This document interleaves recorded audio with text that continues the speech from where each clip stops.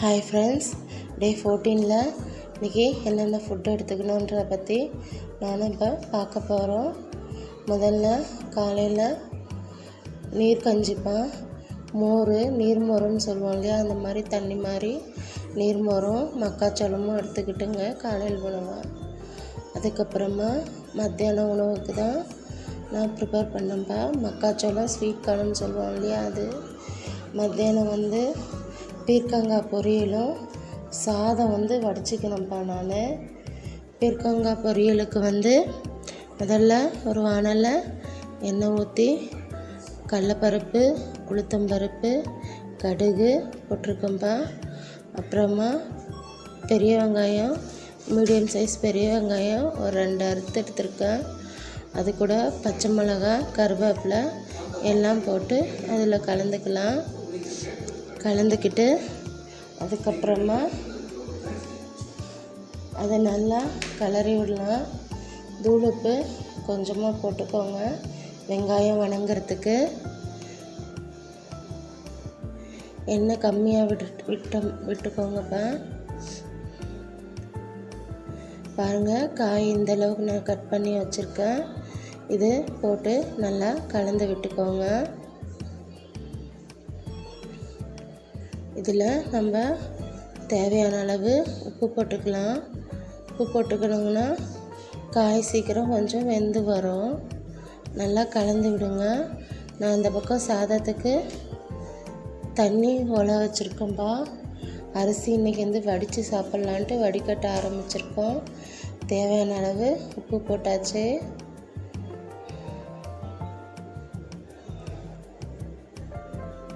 உப்பு செக் பண்ணினா கூட போட்டுக்கலாம், ஆனால் அதிகமாக மட்டும் போட்டுறாதீங்க. நல்லா கலந்து விடலாங்க.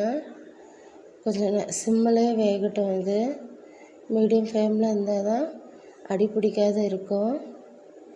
வெங்காயம், காய் எல்லாமே நல்லா கலந்து விடலாம்.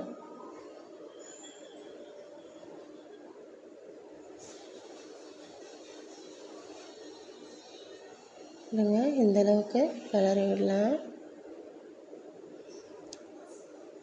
கொஞ்ச நேரம் அப்படியே மீடியம் ஃப்ளேமில் வேகட்டும்ப்பா. பாருங்கள், இந்தளவுக்கு வந்துருச்சு. அந்த பக்கம் தண்ணி காஞ்சிட்டதுனால அரிசி கொட்டிட்டேன். நான் சாதத்துக்கு அரிசி வெந்துட்டு இருக்குதுப்பா. கொஞ்சம் மஞ்சள், மிளகாத்தூள் பீர்க்கங்காய் பொரியலில் போட்டிருக்கேன். கொஞ்சமாக கறி மசாலா பொடியும் கொஞ்சமாக மல்லித்தூளும் போட்டோம்ப்பா. வேறு எதுவும் அதிகமாக ஆட் பண்ணல. கரம் மசாலா, பச்சை மிளகாய் போட்டிருக்கிறதுனால நான் மஞ்சள் கொஞ்சமாக தான்ப்பா ஆட் பண்ணேன்.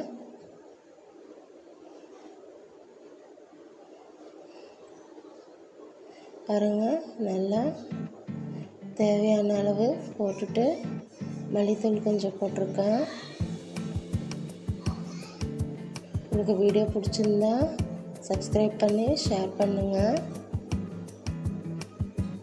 கொஞ்சமாக மிளகாய்த்தூள்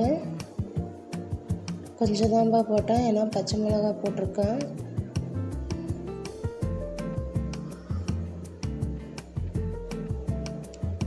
அரிசி இன்னும் வெந்து வரல. இப்போது இதை நல்லா கலந்து விட்டுக்கலாம். மீடியம் ஃப்ளேமில் வைங்க, ஏன்னா தண்ணி வற்றிடுச்சு. ஹை ஃப்ளேமில் வச்சிங்கன்னா தீஞ்சு போயிடும்.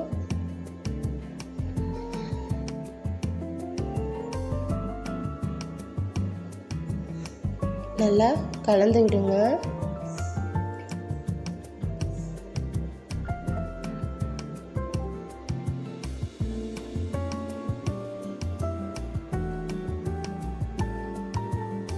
தேங்காய் ஒரு அரை மூடியில் ஒரு 1/4 மூடி தேங்காய் திருவி எடுத்து வச்சுருக்கோம்ப்பா.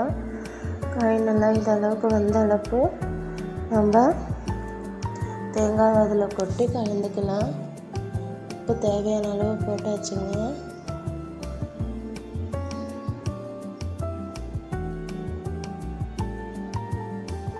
நீங்கள் பார்க்குறவங்க உங்களுக்கு இது பிடிச்சிருந்தா லைக் பண்ணி, கமெண்ட் பண்ணி, ஷேர் பண்ணுங்கள்.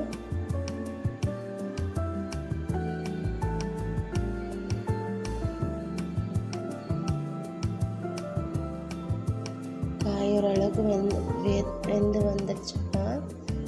ரொம்ப நேரம் வேகணும்னு நமக்கு ஒன்றும் அவசியம் இல்லை. பீர்க்கங்காய்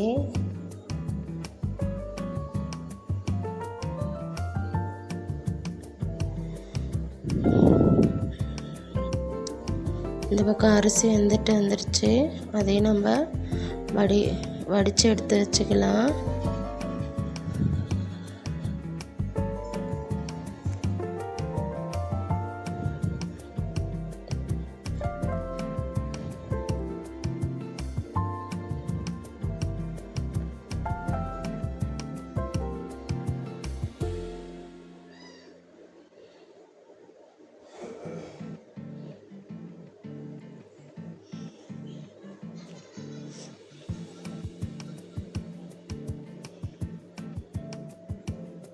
காய் பாருங்கள், நம்ம போட்டும்போது பாண்டல் ரொம்ப இருந்தது, எல்லாம் சுண்டி குட்டிஸாக ஆயிடுச்சு,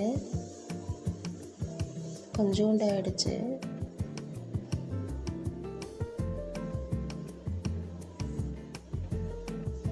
காய் வெந்துடுச்சான்ட்டு பார்த்துட்டுங்க.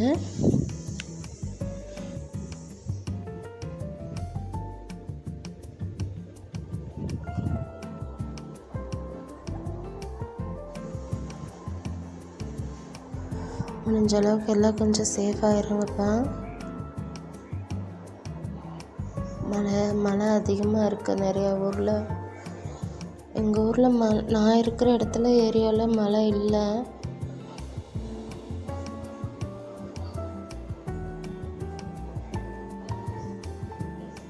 பாருங்கள், இந்தளவுக்கு வந்ததுக்கப்புறம் சாதம் வடித்து எடுத்து வச்சுட்டேன். நான் தேங்காய் திருவி போட்டுக்கலாம்.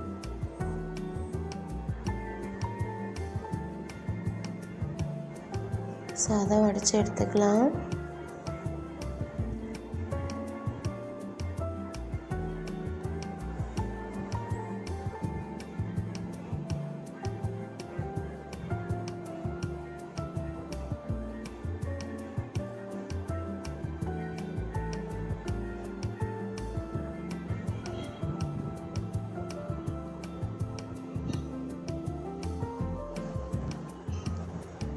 காய் அவ்வளோதான்ப்பா ஆயிடுச்சு.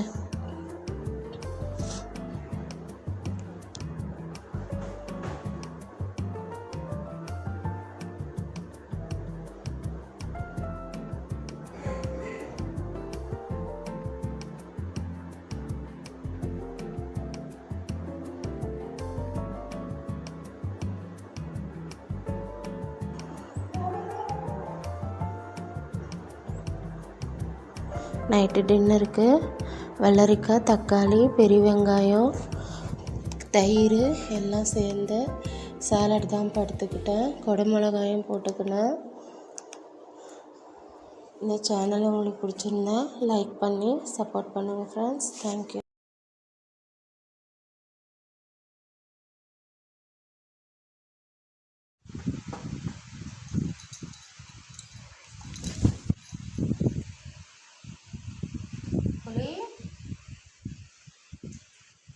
ஓடி மேலே வா, ஓடி